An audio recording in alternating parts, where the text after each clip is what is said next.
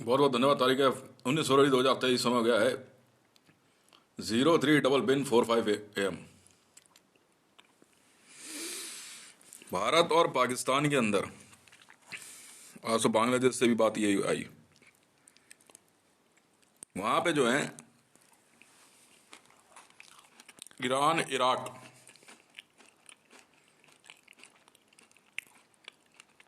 की एक बड़ी पॉपुलेशन है। इनका काम क्या है? रेप, कैनिबलिज्म, किडनैपिंग, एक्सटॉर्शन और दोनों देशों को कमजोर करना।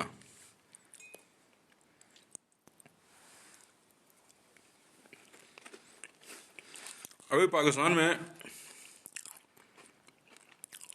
थोड़ी देर पहले एक बंदे से बात हुई, पता मुझे क्या कहता है? इराक से है, मेरी मूछें देख के कह रहा है, यार तेरी मूछें जो है वो हमारे ग्रुप की हैं, तो ग्रुप के हिसाब से काम है, क्यों करूं ग्रुप के हिसाब से काम? मैं कपड़ों के कलर, मूछ, हेयर स्टाइल से मैं ग्रुप नहीं बनाता। सही और गलत यही ग्रुप होता है, इससे ज़्यादा कुछ नहीं। कैनिबलिस्ट नहीं हूं तो नहीं हूं। और जिन्होंने कैनिबलिज्म छोड़ना है तो उन्हें सिंपल से तरीके पर चलना होगा।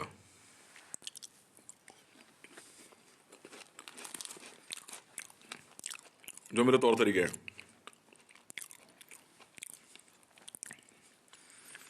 तुम आके ईरान से, इराक से, अफगानिस्तान से कितने ही समय से रह रहे हो, हमें मतलब नहीं है।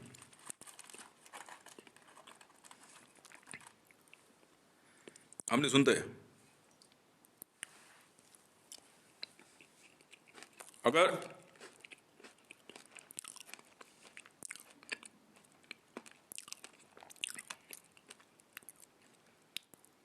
कैनिबलिज्म में, रेप, एक्सटॉर्शन में पाए गए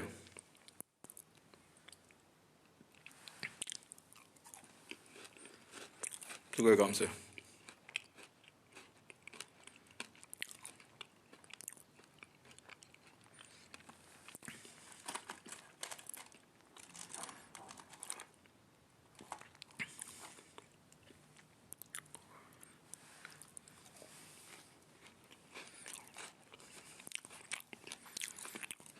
ज्यादातर ये लोग कैमरे पे हैं।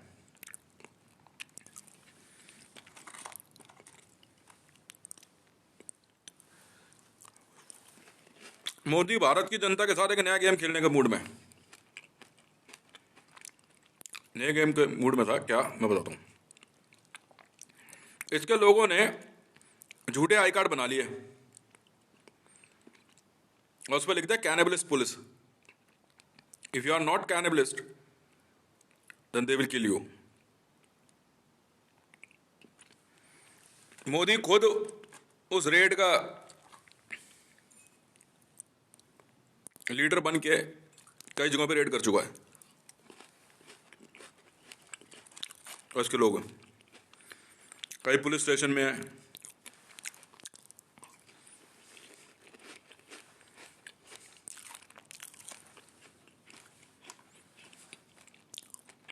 और काम यही है और कुछ नहीं।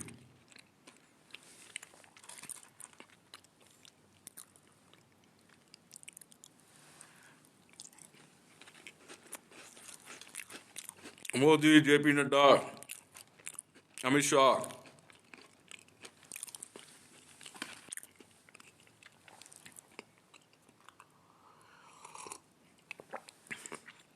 पाकिस्तान में इससे बड़ी बात क्या बताऊं मैं आपको? आम जनता से हमें मतलब नहीं है। इससे बड़ी बात क्या बताऊं मैं आपको कि पाकिस्तान में आप किसी से भी पूछ लो,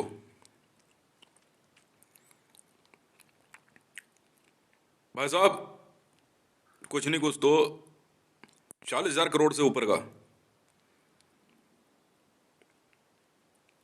राशन ज़्यादा ही होगा, 4 लाख करोड़ भी हो सकता है।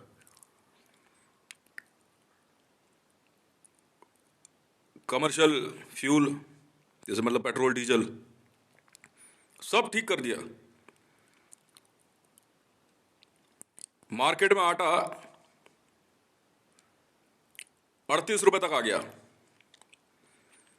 पर इन्होंने, ये ईरान से आए हुए जो लोग हैं, इसमें शाह महमूद कुरैशी भी शामिल है,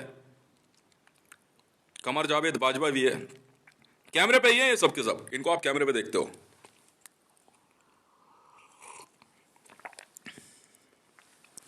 और यही काम करते हैं ये।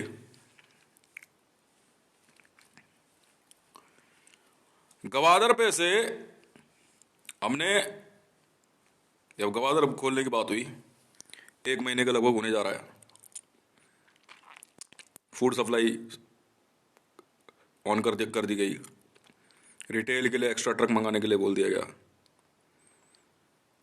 पर ये वहां की पुलिस में भर्ती ईरानियन पुलिस के लोग,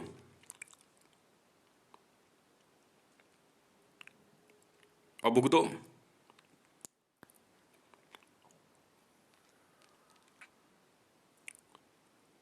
पाकिस्तान में भारत के लोग हों, समझ में आता कि भारत से बना है पाकिस्तान। बांग्लादेश में भारत के लोग हों, समझ में आती है क्योंकि भारत से बना है। बाकी की समझ नहीं आती ना।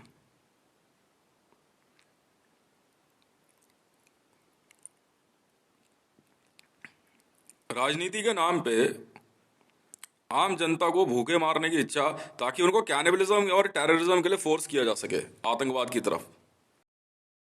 समझ में आई?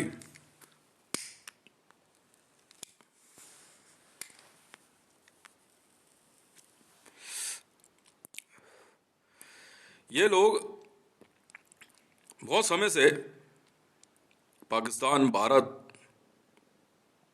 में, बांग्लादेश में कैनिबलिज्म करते आ रहे हैं, नरबख्शी। कैसे? उस गलियारे में अगर कोई पहुंचे, धीरे धीरे अपनी संख्या बढ़ाते हैं, इंडिया से बाहर जाते हैं और अपने साथ 10-20 लोग और उठा लाते हैं। एक आदमी सेनेटर कुछ करके है, सवाती, ईरान से है, और सेनेटर बन बैठा, भारत से जान बचा के भागा है वो, कह रहा जी मैं ईरान जा रहा हूं। अब इससे जरा पूछना, हितेश को जानता है? सेनेटर आजम कुछ करके सवाती, इसे पूछ, इसे एक ही बात पूछो इससे, हितेश को जानता तू? बोले हितेश को जानता है? इंडिया से क्या क्या क्या क्या आया था तू अपनी जान बचा के कि मैं ईरान चला जाऊंगा? वहां सेनेटर बन के कैसे बैठ गया भाई? ट्विटर हैंडल चल रहे हैं।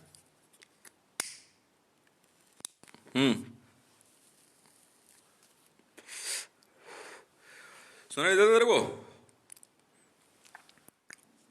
सुनाई नहीं देता?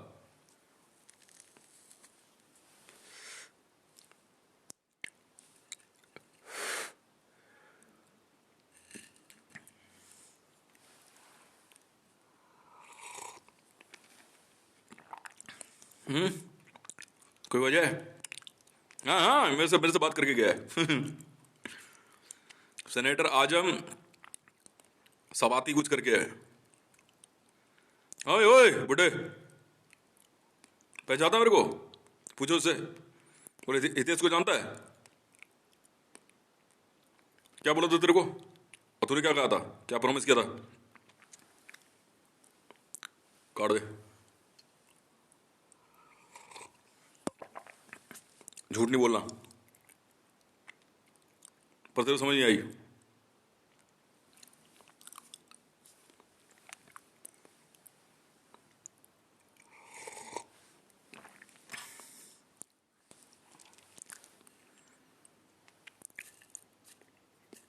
नहीं, हम तो मार मूर देंगे भैया, हम तो नहीं जानते तुझे।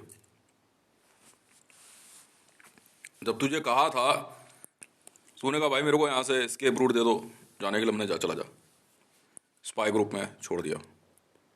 पर तेरे समझ नहीं आई? इसको खड़ा कर, मार दे इसको, खड़ा करके रख इसको कहीं पे, बुला अपने सारे बंदों को, ट्रक में लोड कर इनको।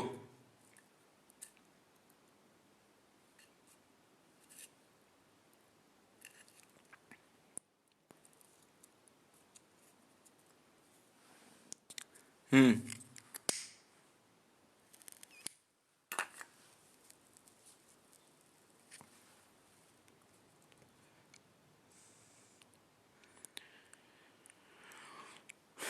यही हाल भारत में सीआरपी बटालियन कैनिबलिस्ट पुलिस है, ये कैनिबलिज्म करते हैं। अभी रिकॉर्डिंग ऑन हुई तो रिकॉर्डिंग में जो है ये अपनी टीम को समझा रहा था।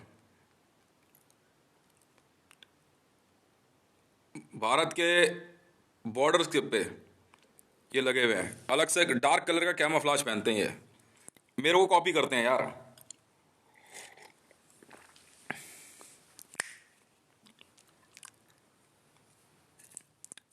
इनका एक ही इलाज है,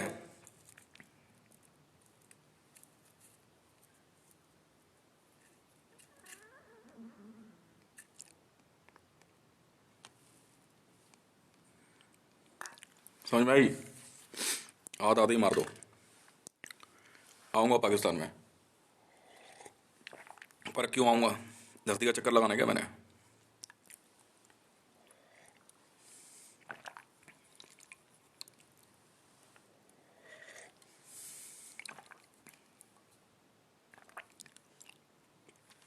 चाय पीजिए।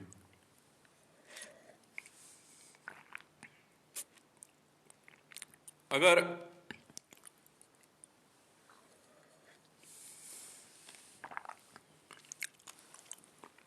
ये हक की लड़ाई है, इट्स राइट्स, मैं दोनों तीनों देशों में इस हक की लड़ाई का, इस हक की लड़ाई की पूरी जिम्मेदारी लेता हूं। अगर ईरानियंस या इराक के लोग दिखे तो हम मार देंगे, चाहे वो हिंदू हो के रूप में हो, चाहे मुसलमान के रूप में हो।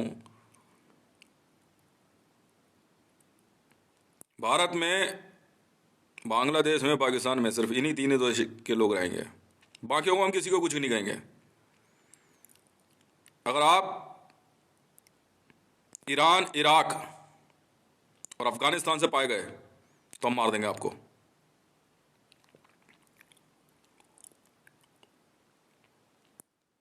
कानून इसे दंगा कहे,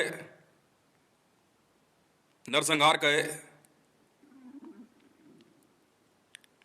चाहे कत्लेआम, यह हक की लड़ाई है। ये मेरों के हक की लड़ाई है, जो मेरे हैं, बाकियों को मैं नहीं जानता।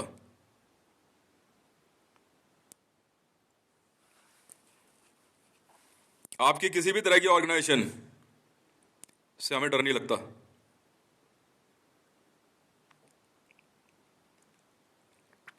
इनके देशों में इनकी ऐसी करने की जिम्मेवारी मेरी है।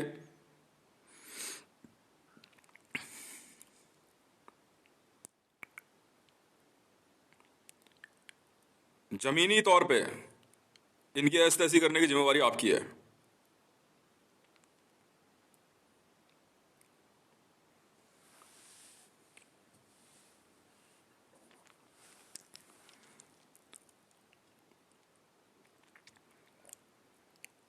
उसके बाद हम यहां से ईरान की तरफ बढ़ेंगे और अफगानिस्तान और इराक की तरफ।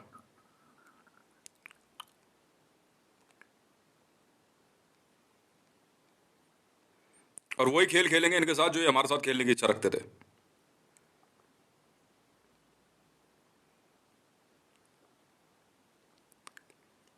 किसी भी सूरत में हम इन्हें बर्दाश्त नहीं करेंगे। मैं international criminal court of justice मैं सीधे तौर पे इस जेनोसाइड की जिम्मेदारी लेता हूं। ये नरसंहार, ये कत्लेआम मेरे कहने पे हो रहा है। ये पाप मैंने अपने सर पे लिया। मैं अपनों को भूखा नहीं देख सकता।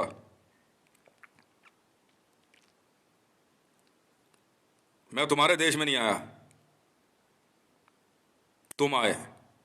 मैंने पिछले 1.5 सालों में कई बार चेतावनी जारी करी ईरान को।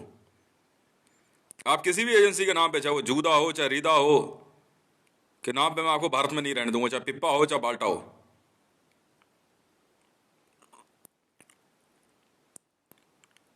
यदि आप अपने देशों में रह के इन तीनों देशों में से किसी भी देश पे अपना कोई भी ऑपरेशन चलाते हैं तो उसका जवाब सिर्फ कत्लेआम है।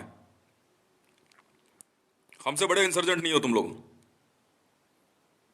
दंगे हमसे ज्यादा नहीं किए तुमने।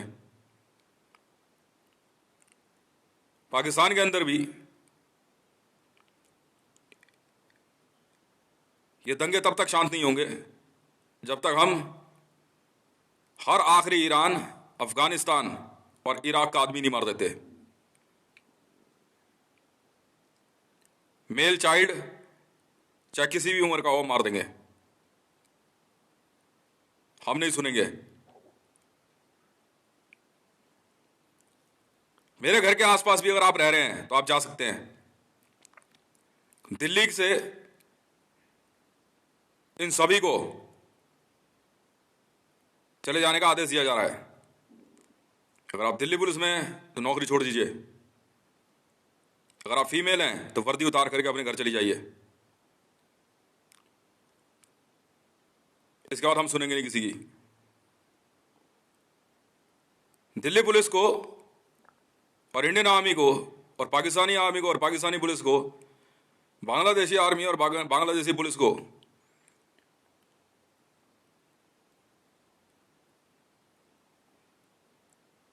जो इन देशों के रहने वाले हैं, आपको फायरिंग की छूट है। जितनी चाहे उतनी गोलियां चलाएं। मेरे ही देश में मेरी ही जनता को मार के काट के खाने की इच्छा रखने वालों को हम बर्दाश्त नहीं करेंगे। यह हत्या, यह कत्लेआम मैंने अपने सर पे लिया।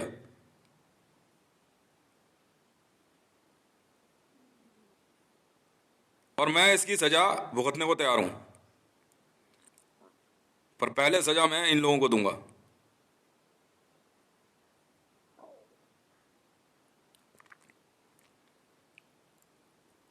बहुत बार समझाया था मैंने। सवाती, आजम सवाती जो है सेनेटर, खुद यहां से माफी मांग के गया मुझसे और फिर जाके पाकिस्तान में सेनेटर बन के बैठ गया। पुलिस के ऊपर, आर्मी के ऊपर किसी भी प्रकार की बगावत नहीं लगेगी। जितनी जल्दी हो सकता है काम निपटाइए। ये मैच है, वॉर जोन। इनको इनके देशों में सबक सिखाने की जिम्मेदारी मेरी होगी। अगर इन्होंने यहां से पलायन नहीं किया तो धरती पे world war first, world war second के बाद भी जो सबसे बड़ा कत्लेआम शुरू होने वाला है वो हो चुका है, पूरी तरह से हो चुका है।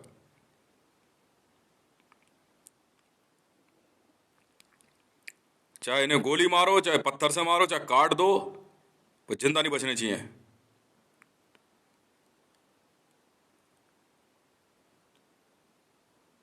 ₹180 किलो जब चिकन बिकना है तो बिकना है। उसके बावजूद दवाइयों तक पे महंगाई करने वाले इन ईरानियंस को जवाब हम देंगे। पैसा मेरा है और ये जनता मेरी है। ये लड़ाई मेरी, मेरों के लिए है।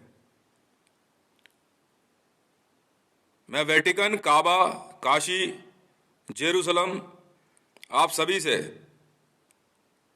एक ही बात कहूंगा, जो कुछ भी होगा इसकी जिम्मेवारी आपकी है, क्योंकि आप लोगों ने सुनवाई नहीं की। ईरान, इराक, अफगानिस्तान के रहने वाले किसी भी उम्र के व्यक्ति को मार देंगे हम। साइलेंटली मारो, भीड़ में मारो, चाहे कैसे भी मारो, चाहे राहुल गांधी हो, चाहे नरेंद्र मोदी हो, चाहे इमरान खान हो।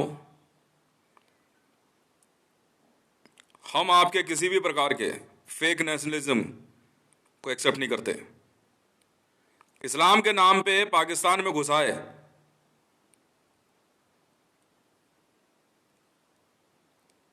इन जाहिलों का एक ही इलाज है, खुद इनके देश में जो पाकिस्तान में आके पाकिस्तान की महिलाओं को सुन्नत सिखाते हैं, ईरान में जाके देखिए इनकी औरतें सबसे ज़्यादा नंगी हैं।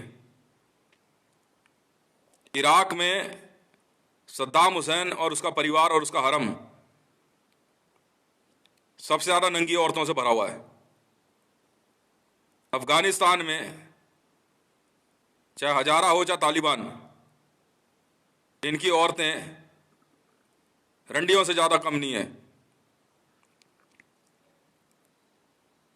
धरती पे प्लेबॉय जैसी कंपनियां इनकी रंडियों से भरे हुए हैं, और यही आकर के ये हमारे देश में हमारी औरतों को सिखाना चाहते हैं। जूदा कर्म, जूदा एट्रोसिटीज का जवाब हम देना जानते हैं। सिर्फ सर काट देना, बेरहमी से मारना ही अगर खेल है तो बहुत आसान है। मैं किसी भी प्रकार के इंटेलिजेंस ऑपरेशन की बात नहीं कर रहा हूं। यह खुला खेल है, ओपन गेम। इन देशों की रंडियों को सरेआम सरे बाजार नचाओ, और मैं अपने देश की औरतों से कहूंगा आप शांत रहिए। ये लोग भी यही सोच के आए थे। सऊदी अरेबिया, वहां पे एक ही बात कहूंगा कि जो अपने आप को काबा का, मक्का मदीना का केयरटेकर बताते हैं, इनकी औरतें सबसे ज्यादा नंगी हैं। हमारे घरों में इस प्रकार की बातें नहीं चलती। जूदा कर्म, कौन किसकी बीवी, कौन किसका बाप, कौन किसकी मां, कौन किसकी बहन, इस प्रकार का परिवारवाद, इस प्रकार का समाजवाद भारत, पाकिस्तान और बांग्लादेश में नहीं चलता। हलाला के नाम पे औरतों की सप्लाई सबसे ज्यादा ईरान, इराक, सऊदी अरेबिया और अफगानिस्तान में है। इस्लामिक वर्ल्ड के नाम पे पैगंबर को कॉपी करने वाले हमें पसंद नहीं है। हम इन्हें बर्दाश्त नहीं करेंगे। भारत और पाकिस्तान के बनते रिश्तों से जलने वाले लोगों का इन देशों में कोई काम नहीं है।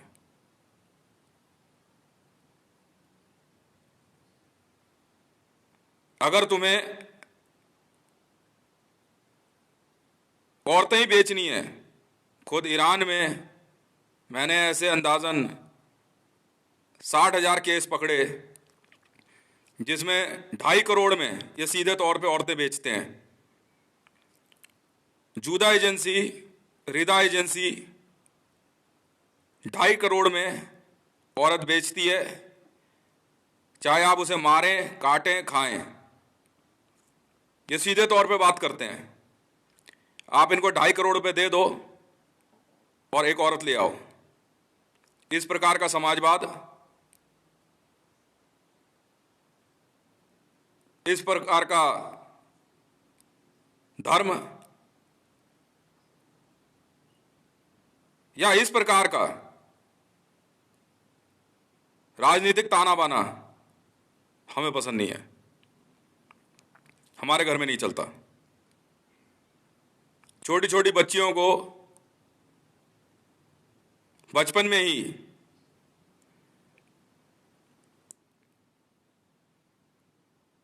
किसी बूढ़े के पास भेज देना, उसका शौहर बना के, यह हमारा समाज नहीं है। भारत से ही पाकिस्तान बना और पाकिस्तान के अंदर भी भारत जैसा ही समाज है। इस समाज को दूषित करने की जो कोशिश है सऊदी अरेबिया, ईरान, इराक और अफगानिस्तान की, हमें बर्दाश्त नहीं है। यदि अन्य देशों का भी इसमें हाथ है तो मैं उन सबको भी चेतावनी जारी करूंगा। यूक्रेन में जेलेंस्की को भी मैं यही कहूंगा कि आप अपने तरह की सोच अपने पास रखो, भारत में ऐसा नहीं चलता। जूदा फैमिली के नाम पे इंटेलिजेंस ऑपरेशन चलाना और कौन किसकी बहन, कौन किसकी पत्नी, कुछ पता नहीं कौन किसका बच्चा, ना पता लगने पे फिर उन बच्चों को मार के काट के खा जाना, ये भारतीय समाज नहीं है और ना ही पाकिस्तान में ऐसा समाज है और ना ही मैं पनपने दूंगा। हमारे देश में, भारत में जिस प्रकार से हम जीते आए हैं उसी प्रकार से जिएंगे।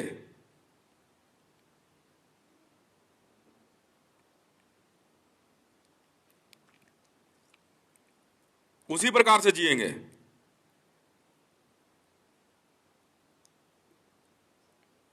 कैनिबलिज्म, नरभक्षी, चाइल्ड रेपिस्ट, छोटी छोटी बच्चियों के साथ बलात्कार, यह अपराध है, यही महापाप है। परिवार में बहन, पत्नी, मां, बेटी की समझ हमें होती है, बिल्कुल होती है।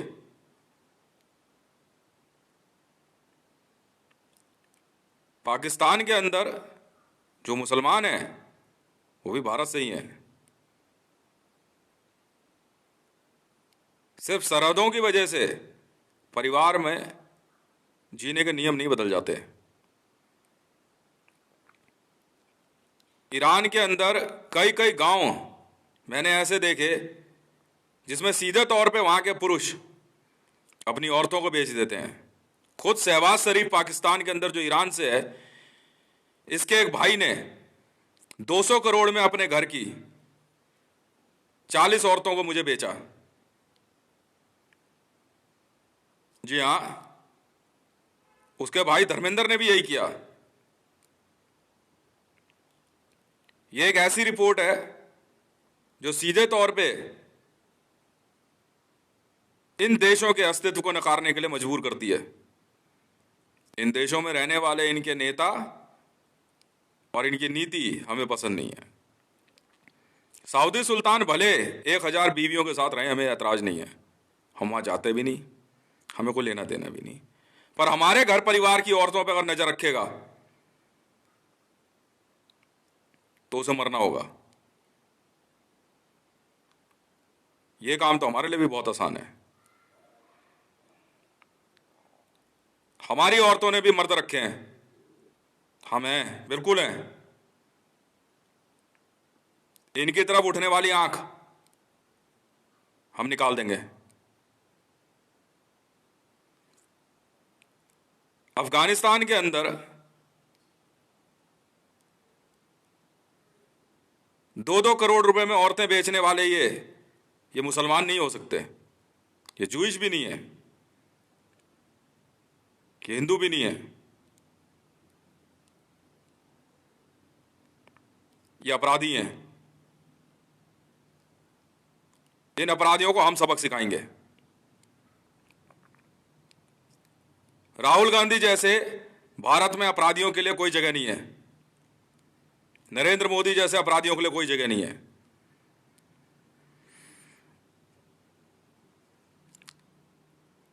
राजनीति स्वच्छ होगी।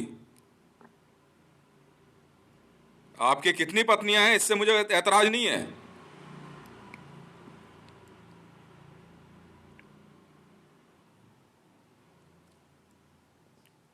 पर वो लिखित होना चाहिए, पता होना चाहिए। किसी की भी बीवी को कुछ समय के लिए अपनी बीवी बना लिया, फिर मार के काट के खा गए। पत्नी का अर्थ जीवन की अंतिम श्वास तक उसके साथ जीवन बिताना होता है। पहले कौन जाएगा कौन जानता है। ईरान की पहाड़ियों में बच्चा ना पैदा करने की क्षमता वाली औरतों की भरमार है। अब्राहम की गुफा के पास ऐसी हजारों औरतें पहाड़ों में भूखी भटकती रहती हैं। इन औरतों को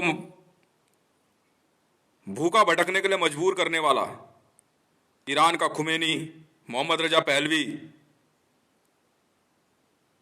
या इराक या इस्लाम के नाम पे पाकिस्तान से भी इन महिलाओं को सजा देकर के चूप बना दिया जाता है। ये शब्द है, बाद में इनको चुड़ैल बनाया जाता है। इस प्रकार की विद्याएं भारत में नहीं चलती। इस प्रकार की विद्याएं हमारे समाज में नहीं चलेंगी। जो जिसके माँ है, जो जिसका बाप है, वो है। हम इस प्रकार के ऑपरेशंस को चलाने की इजाजत नहीं देंगे। ईरान की पहाड़ियों में ये महिलाएं भूख से तड़प के फिर मर जाती हैं। मैं कुछ कैसे किस्से ऐसे बताऊंगा कि जब ईरान से मैंने इन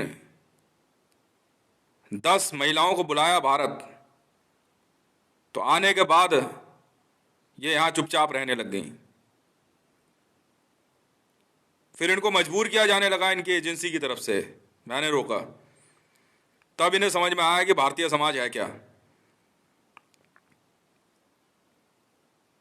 भारत के समाज में कितनी सुंदरता है। इन्होंने यहां के लोगों को ही अपना परिवार, अपना बेटा मान के शरणागत हुई और रहने लगी। मुझे बहुत खुशी हुई। पर मैं ऐसे देश के राजा महाराजाओं को सीधे तौर पर चुनौती देता हूं। आप जिस प्रकार का समाज चलाते हैं, इस प्रकार के समाज की हम आज्ञा नहीं देते।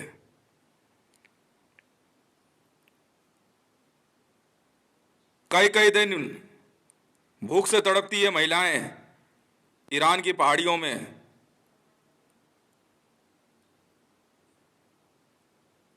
अफगानिस्तान से भी भेजी जाती हैं, इराक से भी भेजी जाती हैं, विश्व के कई मुस्लिम देशों से भेज दी जाती हैं। क्योंकि परिवार के अंदर हो सकता है कि इस्लामिक मान्यताओं के अनुसार ये कुछ काम को नहीं कर पाती या विरोध कर देती हैं। इनको मार पीट के ईरान की पहाड़ियों में धकेल दिया जाता है। वहां कुछ समय बाद इनको जंगली जानवर खा जाते हैं। मजबूरन ये महिलाएं किसी भी तरीके को अपनाती हैं जिंदा रहने के लिए।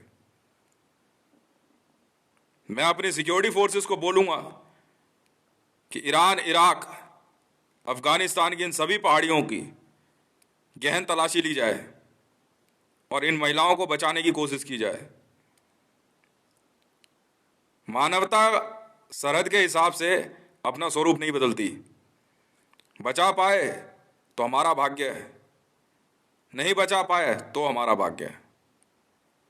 अगर हमारे को रोका गया कि इनके इस प्रकार के धार्मिक कर्मकांडों को रोकने से, तो अंजाम भयावह होंगे। अब्राहम ने क्या किया, बाइबल में क्या लिखा है, कुरान में मोहम्मद ने क्या कहा, हमें मतलब नहीं। अगर हमें दिख गया कि ये किया जो मानवता नहीं है, तो नरसंहार किसे कहते हैं वो हम बताएंगे। एक मारूं चाहे 1 करोड़, मुझे फर्क नहीं पड़ता। पर जो चीज नहीं पसंद है वो नहीं पसंद है।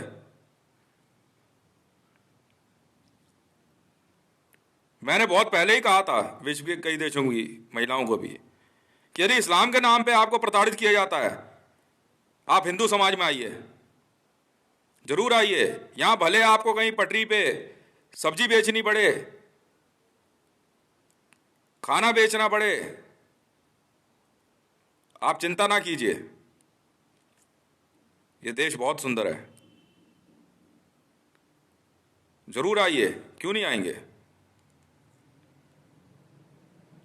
नौकरी कीजिए, जरूर कीजिए, पर यहां आकर के अपने देश और अपने धर्म की बात ना चलाइए। प्रभु श्री राम के हम भक्त थे, हैं और रहेंगे। उस मर्यादा पुरुषोत्तम प्रभु श्री राम के मान सम्मान में ही हमने जीवन बिताया और हम बिताएंगे। हम इसके अलावा कुछ नहीं सोचते और ना ही हम इससे ज्यादा दिमाग लगाते हैं। शरीयत के नाम पे महिलाओं को सरेआम कोड़ों से मारा पीटा जाना, चीखती बिलखती इन महिलाओं की वीडियो से इंटरनेट भरा पड़ा है। पोर्न क्या स्त्री और पुरुष के संभोग की क्रिया को दिखाना है? नहीं सर, पोर्न तो यह है सर, जब 10 सऊदी मिलके एक औरत को बीच गांव में कोड़ों से मारते हैं और उसको लहूलुहान कर देते हैं। नहीं बर्दाश्त होता भाई। क्यों हथियार रखे हमने, वर्दी क्यों रखी है, हमें क्या मतलब। ये लोग ऐसी वीडियोस बना करके हम सनातन धर्मियों को, हम हिंदुओं को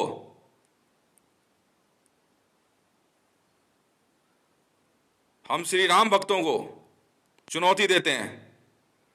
ये उनको मारते हुए पता है क्या बोलते हैं? बुला कौन है वो अल्लाह, बुला कौन है वो जीसस,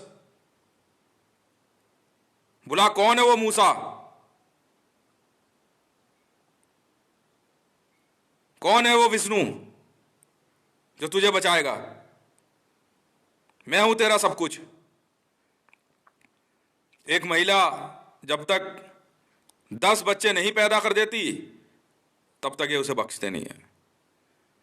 अपने जीवन में हमारी तरह ही टीवी, न्यूज़पेपर, बहुत सुंदर सुंदर महंगे कपड़े, टेस्टी खाना, श्रृंगार का आनंद लेने की इच्छा इनको शरीयत अदालत में इस प्रकार की सजा दिलवा देती है। मंच पे से बोलने वाली एक महिला पाकिस्तान में, मरियम नवाज शरीफ, इन सबकी आंख की किरकिरी बनी हुई है। मंच पे से एक हंसती हुई इनकी वीडियो आ गई तो पूरे विश्व की शरीयत अदालत ने इनके खिलाफ फतवा जारी कर दिया। फतवे का नंबर मैं बता देता हूं, चाहे आप पता कर लेना।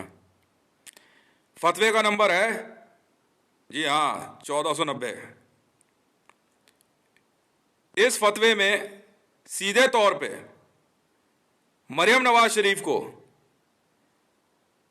2007 में ही पेश होने का आदेश दिया गया था। जबरदस्ती इनको शौहर दे दिया गया, पर यह क्योंकि शादी नहीं करना चाहती थी, अपने जीवन में अपनी इच्छा अनुरूप कार्य करना चाहती थी, इस वजह से बहुत लोगों को बुरा लगा। ईरान से बहुत से धर्म को मानने वाले, जो इस्लाम के धर्म के जानकार कहते हैं अपने आप को, पाकिस्तान आ गए और मरियम नवाज शरीफ को घेरना शुरू किया। बेनजीर भुट्टो की हत्या भी यही कारण थी। मंच पे बिना बुर्के भाषण देना इनको पसंद नहीं। पुरुषवादी समाज, अगर तुम मानते हो तो यकीन जानना, तुम्हारी ऐसी करने के लिए मैं भी पुरुष ही हूं भाई। तो पुरुषवादी समाज बनाता रहियो, जवाब मैं दूंगा, भागियो मत। मैं अभी तत्काल प्रभाव से पूरे विश्व में शरीयत अदालतों को बंद करने का आदेश जारी करता हूं। बंद कमरों में, गांव की पंचायतों में, मस्जिदों के अंदर यदि शरीयत अदालत लगाई गई और महिलाओं के खिलाफ कोई भी आदेश दिया गया तो अंजाम भयावह होंगे। तुम्हारी पीठ और वही कोड़े उसी हिसाब से तुम पे बरसेंगे।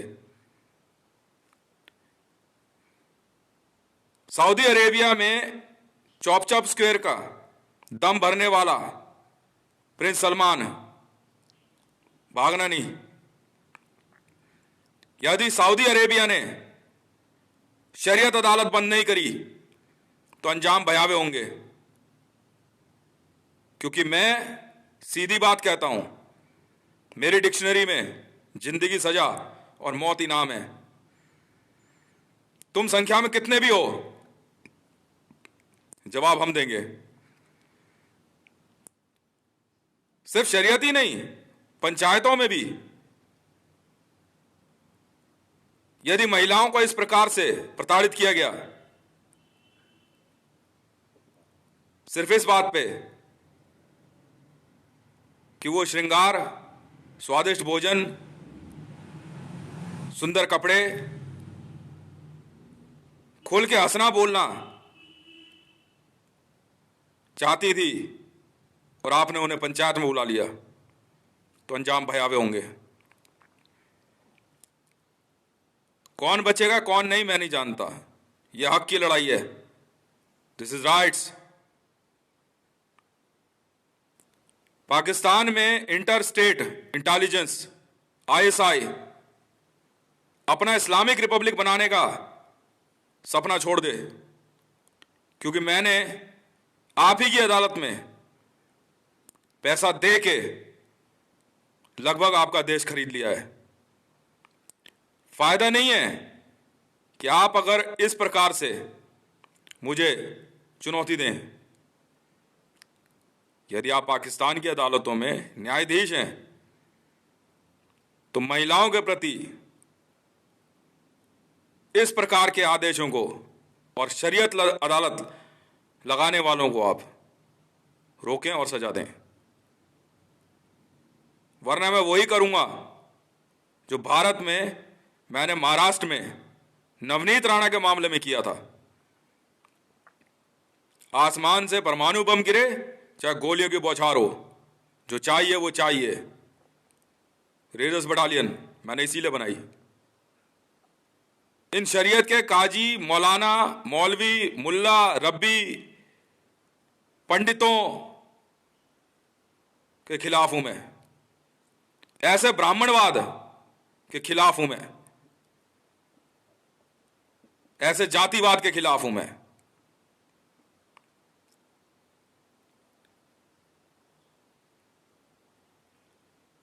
एट्रोसिटीज का अर्थ क्या होता है मैं बताता हूं। एट्रोसिटीज का अर्थ होता है अमानवीय, क्रूर, भयावह। जस्टिस अंडर दाऊद एट्रोसिटीज सिर्फ और सिर्फ महिलाओं को